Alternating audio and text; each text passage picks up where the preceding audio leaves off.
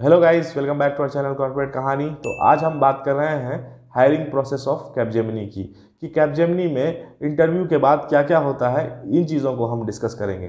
तो गाइस, इससे पहले कि हम आगे बढ़ें, आप हमारे चैनल को सब्सक्राइब कर लें ताकि हमारा मोटिवेशन इस तरह के वीडियोस बनाने के लिए बना रहे। तो सबसे पहले गाइस, मैंने इस चीज़ को 3 पार्ट में डिवाइड किया है। ये जो कहानी है कि कैसे यहाँ पर हायरिंग होती है, क्या क्या प्रोसेसेस होते हैं, उसको मैंने 3 पार्ट में 3 लोगों के लिए डिवाइड कर दिया है। सबसे पहले वैसे लोगों के लिए मैं बात करूंगा जो कि ऑफ कैंपस इंटरव्यू दे रहे हैं और या देना चाहते हैं। तो गाइज, जब आपका इंटरव्यू जिस दिन हो जाता है, जिस इंटरव्यू डेट पर, तो उस दिन आपको कुछ नहीं बताया जाता है।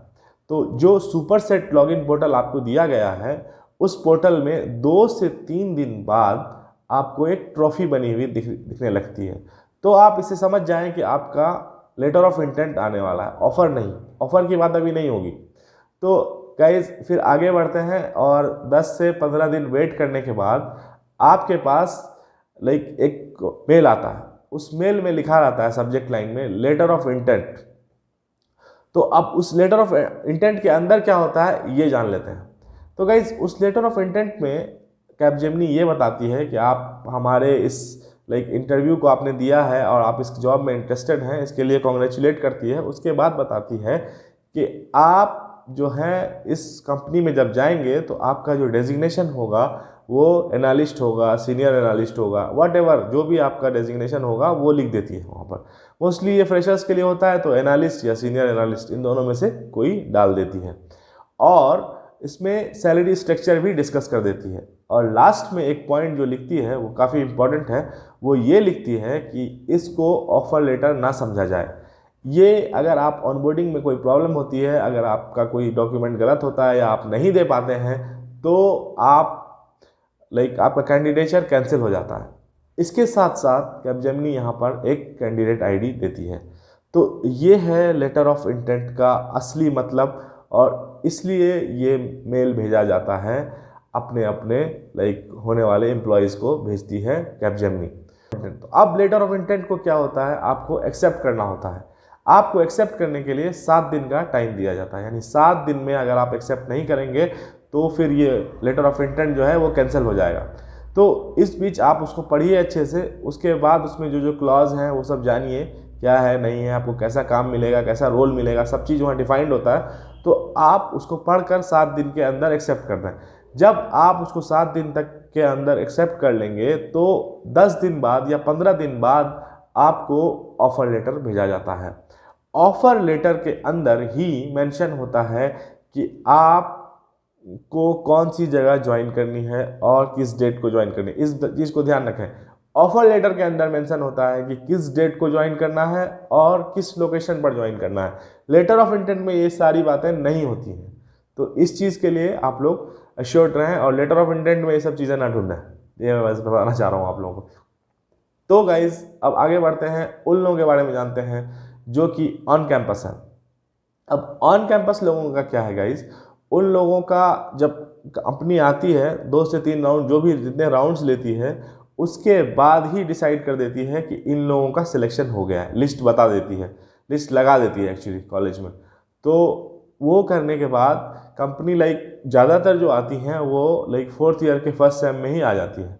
उसके बाद जब वो लिस्ट जब टंग जाता है तो जो बच्चे सेलेक्ट हुए हैं वो आराम से रहते हैं। उन्हें कोई उसकी कोई वो कम्युनिकेशन नहीं होती है कंपनी से।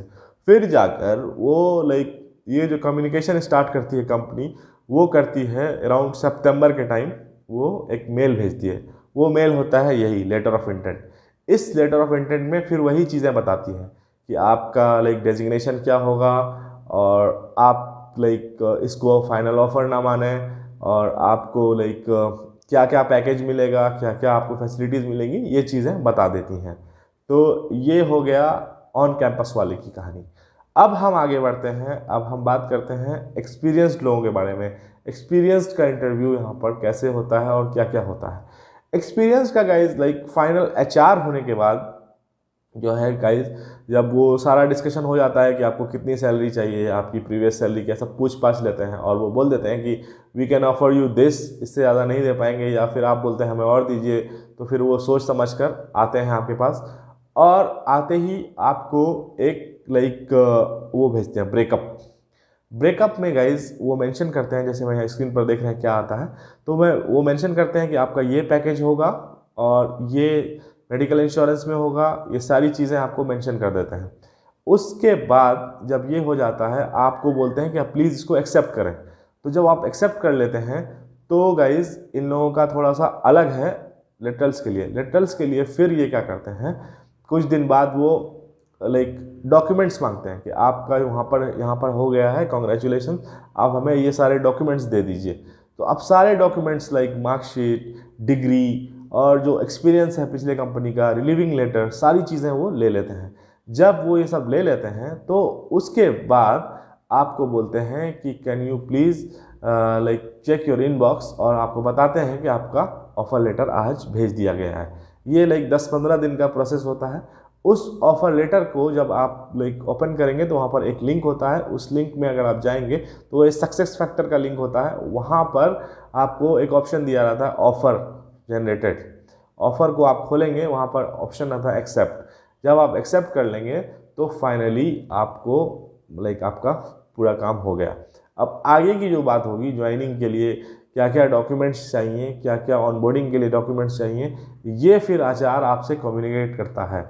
इसमें एचआर आपसे जो डॉक्यूमेंट्स आपको चाहिए लाइक ऑनबोर्डिंग का, लाइक आपको जो ऑनबोर्डिंग होगी उसमें लाइक क्या क्या डॉक्यूमेंट लगेंगे, कौन कौन सा बीजीवी में कौन कौन सा अंडरटेकिंग लगेगा, एनसीए, जो लाइक एग्रीमेंट्स वगैरह होते हैं वो सब आपको साइन करके भेजने बोलते हैं। आजकल तो गाइस ऑनलाइन ही हो रहा है सब, तो आपको घर पे ही वो फॉर्म भेज दिया जाएगा, फॉर्म को आप फिलअप करेंगे और उसको आप भेज देंगे। तो इस तरह से कैपजेमिनी का हायरिंग प्रोसेस होता है।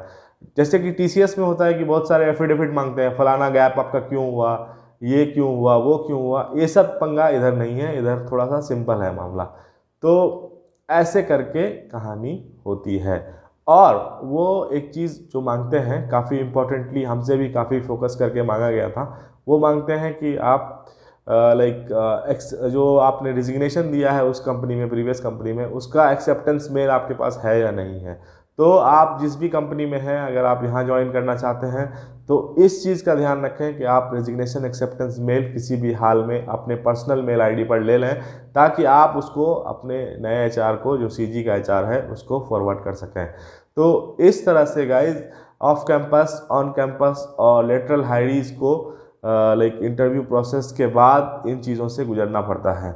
तो गाइज़ ये था आज का वीडियो जिसमें मैंने आपको बताया कैपजेमिनी के हायरिंग प्रोसेस के बारे में। तो अगर आपको ये वीडियो पसंद आया हो तो आप इसे शेयर कर दें। अगर हमने कोई वैल्यू ऐड किया हो तो ज़रूर हमारे चैनल को सब्सक्राइब कर लें और हमें इसी तरह से सपोर्ट करते रहें। Thanks for watching, bye bye.